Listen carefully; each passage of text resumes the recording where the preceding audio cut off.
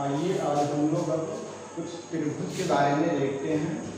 त्रिभुज किसे कहते हैं, त्रिभुज कितने प्रकार के होते हैं, आज इन सब के बारे में ही हम लोग चर्चा करेंगे। यदि वीडियो अच्छा लगे तो लाइक, सब्सक्राइब एंड शेयर जरूर कीजिएगा। तो देखते हैं आज हम लोग त्रिभुज के बारे में देखने जा रहे हैं।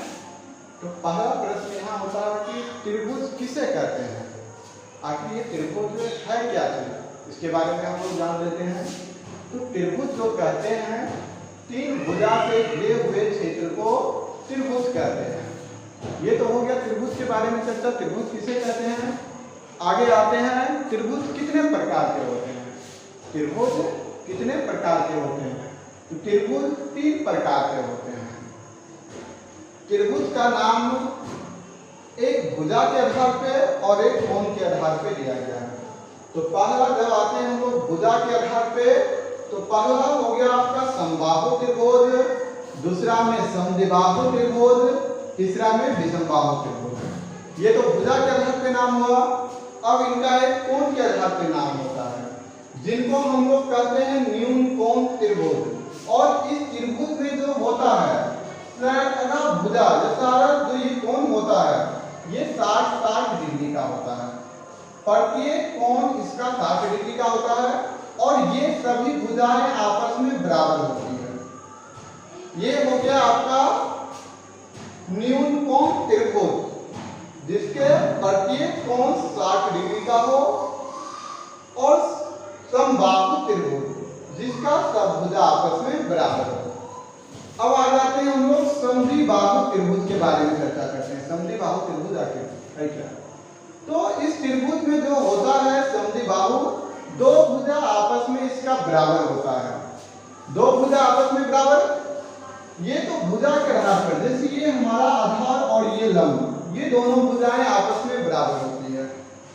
एक होता है इसका कोण के आधार पे नाम, जैसे हम लोग या बोला जाता है समकोण त्रिभुज, मतलब जिसका कोण 90 डिग्री, मतलब जिस त्रिभुज का एक कोण 90 डिग्री हो, उसी को हम लोग समकोण त्रिभुज बोलते हैं।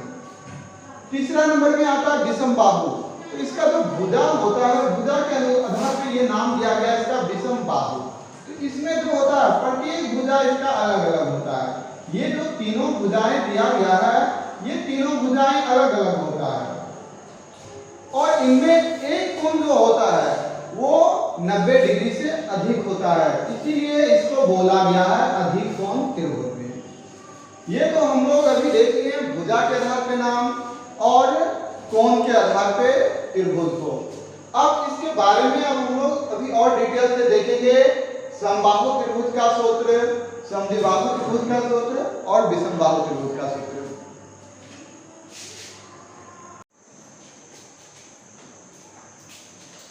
देखिए ना, ये है समबाहु त्रिभुज। अब समबाहु त्रिभुज में ये जो भुजा है AB बराबर में BC बराबर में AC, मतलब AB बराबर BC बराबर AC, ये तीनों भुजा आपस में बराबर होती है। इसके लिए पहला सूत्र है समबाहु त्रिभुज का क्षेत्रफल बराबर √3/4 गुना भुजा स्क्वायर, √3/4 गुना भुजा स्क्वायर। अब आ जाते हैं दूसरा सूत्र में समबाहु त्रिभुज का परिमाप बराबर, तो इसके लिए होता है 3 गुना भुजा। समबाहु त्रिभुज का परिमाप बराबर 3 गुना भुजा। अब आ जाते हैं समबाहु त्रिभुज के अंतःकोण का योग कितना डिग्री का होता है। तो ये चाहे समबाहु त्रिभुज हो जाए, समद्विबाहु त्रिभुज हो जाए या विषमबाहु त्रिभुज हो जाए, इनमें जो होता है अंतःकोण का योग 180 डिग्री का होता है। अंतःकोण का योग 180 डिग्री, चाहे वो कोई भी त्रिभुज हो, उनके अंतःकोण का योग 180 डिग्री होता है। अब आ जाते हैं हम लोग समकोण त्रिभुज। तो समकोण त्रिभुज में ये वाला कोण जो है ये 90 डिग्री का होता है, इसीलिए इसका नाम पड़ा है समकोण त्रिभुज। समकोण त्रिभुज का क्षेत्रफल बराबर 1/2 गुना आधार गुना ऊंचाई। समकोण त्रिभुज का क्षेत्रफल बराबर 1/2 गुना आधार गुना ऊंचाई। अब आ जाते हैं समकोण त्रिभुज का परिमाप बराबर। तो इनमें भी हम लोग तीनों भुजा का योग भी बोल सकते हैं, अन्यथा आधार प्लस ऊंचाई प्लस कर्ण, मतलब ये तीनों भुजा है, इनका योग। समकोण त्रिभुज का परिमाप बराबर आधार प्लस ऊंचाई प्लस कर्ण। अब आ जाते हैं समकोण त्रिभुज के अंतःकोण का योग 180। अभी तुरंत ही बोला गया था त्रिभुज है, उनके अंतःकोण का योग 180 डिग्री होगा। अब आ जाते हैं कर्ण बराबर, तो कर्ण बराबर होता है रूट अंडर लंब का स्क्वायर प्लस आधार का स्क्वायर। कर्ण बराबर हो गया रूट अंडर लंब का स्क्वायर प्लस आधार का स्क्वायर। अब लंब बराबर में आ जाते हैं कर्ण का स्क्वायर माइनस आधार का स्क्वायर, तो लंब बराबर हो गया रूट अंडर कर्ण का स्क्वायर माइनस आधार का स्क्वायर। अब आ जाते हैं आधार बराबर रूट अंडर कर्ण का स्क्वायर माइनस लंब का स्क्वायर। अब इसी से एक एक सूत्र हम लोग और लिख लेते हैं।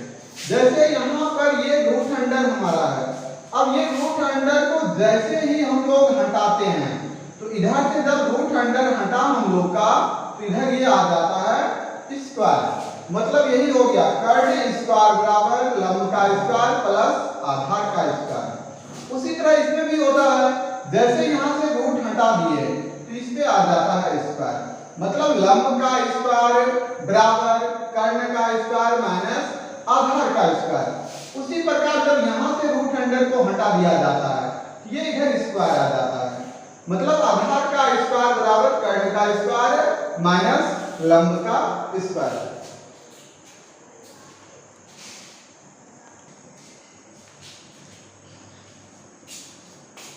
ये है अधिकोण त्रिभुज। तो अधिकोण त्रिभुज का क्षेत्रफल बराबर, इसके लिए हम लोग जो हीरोन का सूत्र करते हैं वही सूत्र है ये हीरोन का सूत्र, root under s into s minus a into s minus b into s minus c. और ये जो एस है, ये एस हमारा अर्ध परिमाप है, मतलब ए प्लस बी प्लस सी बटे 2 या फिर परिमाप बटे 2 है। तो ये हमारा हो गया अधिकोण त्रिभुज का क्षेत्रफल बराबर root under s into s minus a into s minus b into s minus c. अब आ जाते हैं अधिकोण त्रिभुज के परिमाप से। तो ये परिमाप के लिए a प्लस बी प्लस सी, मतलब ये भुजा जो है क्या, ये काउंटिंग करने, ये a हो गया, ये b हो गया, ये c हो गया, ये हो गया a प्लस बी प्लस सी हो गया। अब आ जाते हैं अधिकोण त्रिभुज के अंतःकोण का योग। तो कोई भी त्रिभुज हो उनका अंतःकोण का योग 180 डिग्री का होता है। तो आज हम लोग त्रिभुज के बारे में जानकारी ले लिए। यदि वीडियो अच्छा लगे तो लाइक जरूर कीजिएगा, सब्सक्राइब एंड शेयर भी कीजिएगा।